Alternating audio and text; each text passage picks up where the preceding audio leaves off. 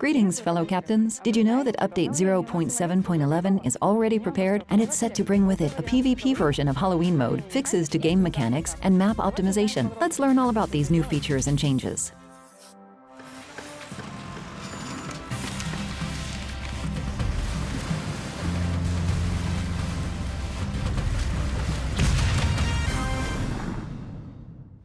In this update, we changed the game mechanics a little, and we hope that you'll like what we did. Let's speak with the person responsible for implementing those changes.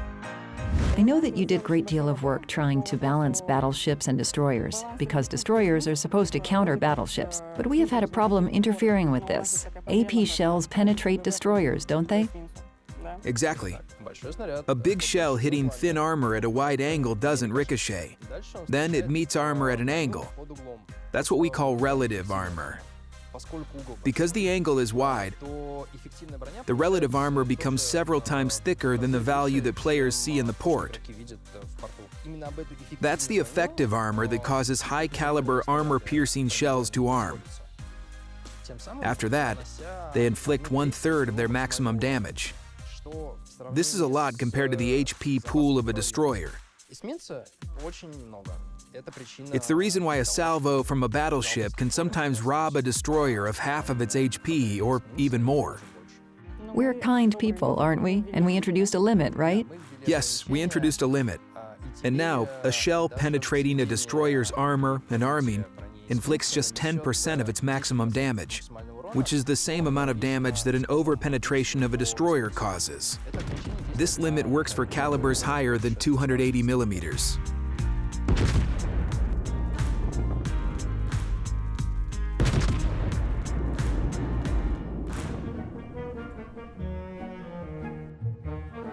To design a new patch for our game, one needs to not only be able to draw, but also understand heraldry and to find a suitable occasion for its introduction. In this update, we're adding patches and emblems for the Collectors Club, as well as for alpha and beta testers. How can you obtain them? Let's find out. So it's time to fulfill the promise and pay your debts, isn't it? Yes, it is. Let's talk about the Collectors Club. As time went by, the number of ships in the game grew. And we faced a situation when more and more people met the requirements for the Collectors Club. This number became too large, and it was difficult for us to process all of the applications manually in due time without getting overloaded.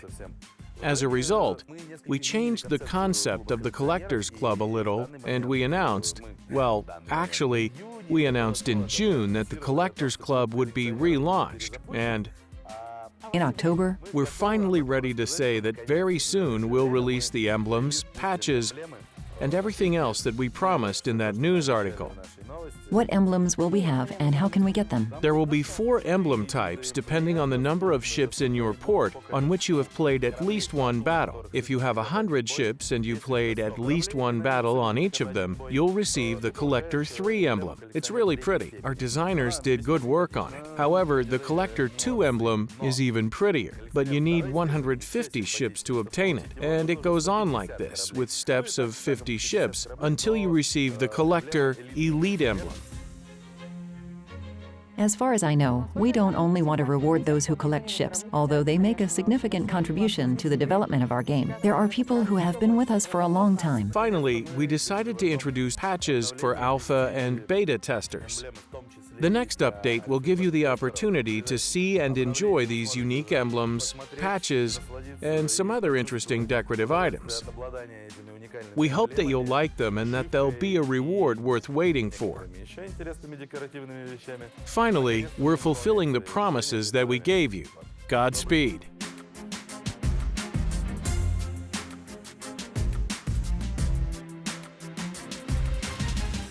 Our community is constantly providing us with feedback on game maps, and we keep improving them according to the feedback. This time we fixed 5 maps at once. How and why? Let's find out. Let's discuss the main changes, and I suggest we begin with Land of Fire, which wasn't actually on fire.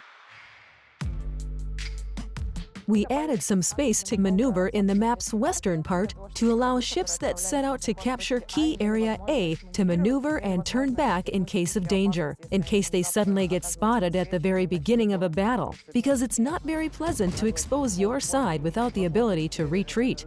We also reworked Key Area C, right? Yes, we moved the small islands a little, that group of small islands, and we also adjusted landscape elevations. Before that, the teams had unequal conditions. For example, one team had low islands, which gave ships with specific ballistics the ability to hide and send their salvos over the terrain, while the other team had higher islands on their side and couldn't fire from behind them. Is everyone equal now? Yes, everyone is equal. Now the islands are roughly the same height. On the Warrior's Path map, we replaced 2 small islands at Key Area A with 1 triangular island. Now the ships that want to capture this area will have to fight for it.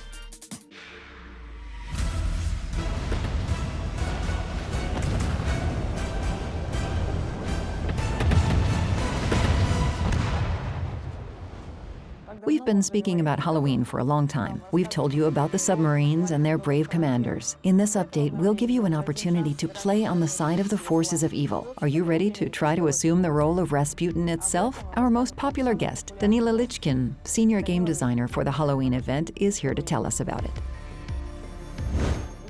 I know that you didn't come up with the idea for this event all by yourself. Our contributors and bloggers suggested it during the summit, right? Yes, indeed. When they came to us, they came up with the idea of making a new game mode, a battle royale of sorts. The first prototype took us about 2 to 3 hours to make. We played it together with them, and it was quite good fun. But we understood that this mode didn't fit the setting of our main game very well. For this reason, we decided to use it for Halloween instead. Yeah, we always use Halloween to test everything.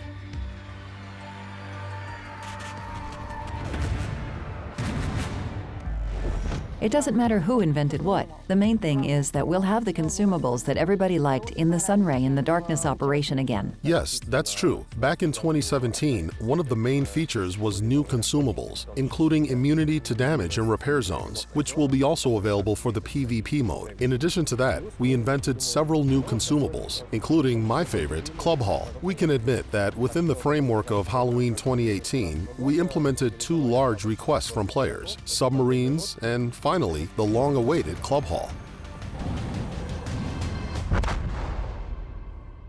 You still owe players something. Local weather. Can we start waiting for it already? You can wait, but you can even try it out during the public test, and you can see for yourself how the visuals have changed. In the case that we receive positive feedback from the public test, we'll add this feature to the production server.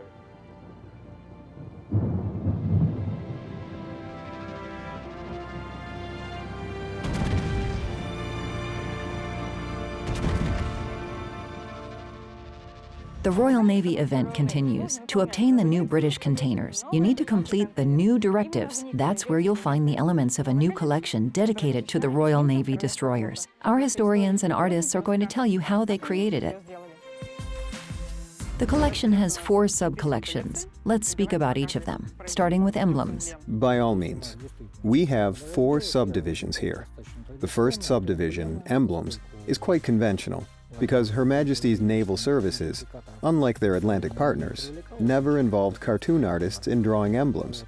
That's why we have here classic marine emblems of the British Navy, created in accordance with the rules of European heraldry.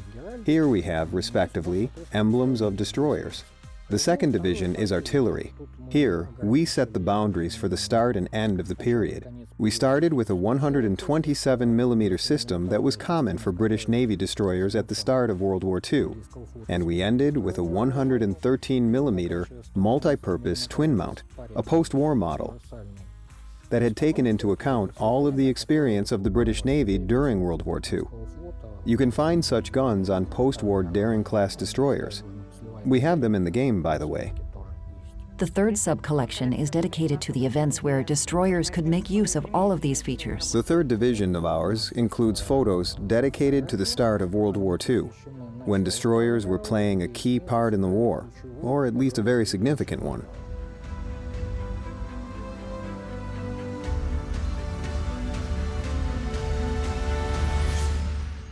Well, okay, let's now finally turn to the part I've been waiting for, the fourth sub-collection, because we've never done anything like it. Well, where possible, each time we're trying to design something new. Here we have the fourth division, dedicated to camouflages. The most complicated part wasn't just for us to select some camouflages, but for our magnificent artists to shape a planar camouflage in a way that relates to the overall ideology of the collection, in which various items are presented. I hope we did it right. It was really complicated. Just try to imagine this. A ship 250 meters long, stripes, circles, and other elements drawn all over the ship. And the entire ensemble has its own color scheme. You need to show all of these in a single element with a size of 160 by 160 pixels. The result should look realistic and historically accurate. And it shouldn't break historical context. We invented a kind of showpiece, a fragment of armored hull with a previously painted drawing, a small diagram, and a ship's name. We tried to make it 3D to the maximum. This gigantic and massive stand. We measured its armor relative to the hull in millimeters. All those rivets, thickness of the plate, it's as if you really possess a gigantic piece of hull.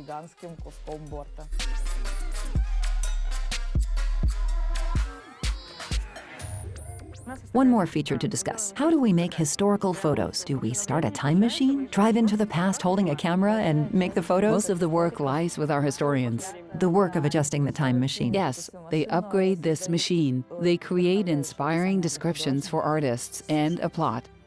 Artists need inspiration. Like the beginning of a novel. Yes, it's a true combat story, with a mysterious atmosphere and everything they want to communicate. Historians include it all in the description. These are recreations of combat fragments that nobody ever saw, but we are showing them to our players.